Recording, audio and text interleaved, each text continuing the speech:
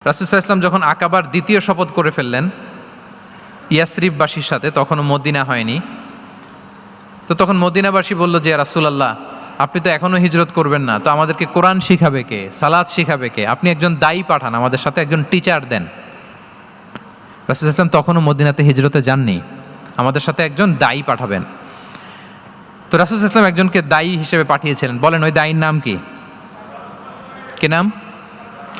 মুসআব ইবনে উমাইর রাদিয়াল্লাহু তাআলা আনহু, যিনি উহুদের যুদ্ধে শহীদ হয়েছিলেন, উনাকে পাঠিয়েছিলেন। দেখেন, উনি আবু বকর রাদিয়াল্লাহু তাআলা আনহুকে পাঠান নাই, পাঠিয়েছেন ওমর ফারুককে, ওসমান রাদিয়াল্লাহু তাআলা আনহু, আলী রাদিয়াল্লাহু তাআলা আনহু।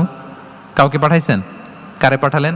মুসআবকে। এর কারণ হচ্ছে উনি দেখতে খুব স্মার্ট ছিলেন, খুব ড্যাশিং ফেসের অধিকারী ছিলেন, এলিট ফ্যামিলি, মক্কার এলিট ফ্যামিলির একজন যুবক ছিলেন, এবং উনি সবচাইতে দামি দামি পারফিউম কালেক্ট করে ওইটা দিতেন।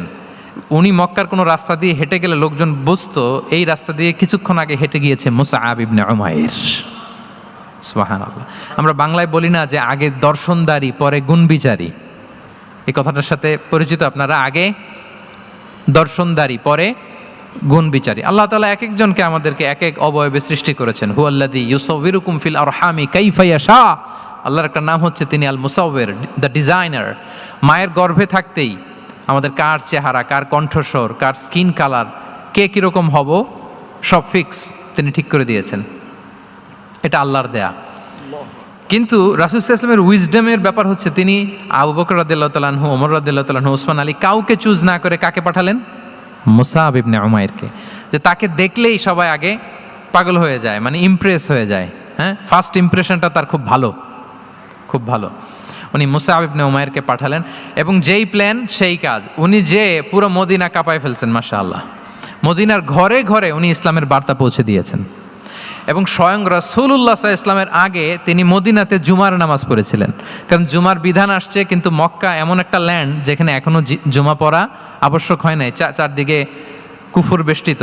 তো রাসূল সাল্লাল্লাহু আলাইহি ওয়াসাল্লাম লোক পাঠিয়েছেন যে জুমার বিধান এসছে, মুসআব তুমি কিন্তু মদিনায় যারা আছে তাদেরকে নিয়ে জুমা পড়ে ফেলো। তো মুসআব রাদিয়াল্লাহু তাআলা আনহু স্বয়ং রাসূলুল্লাহ সাল্লাল্লাহু আলাইহি ওয়াসাল্লামের আগে রাসূল সাল্লাল্লাহু আলাইহি ওয়াসাল্লামের পারমিশন নিয়ে মদিনাতে জুমা কায়েম করে ফেলছে। সুবহানাল্লাহ। এত আসতে বললে হবে? সুবহানাল্লাহি ওয়া বিহামদিহি।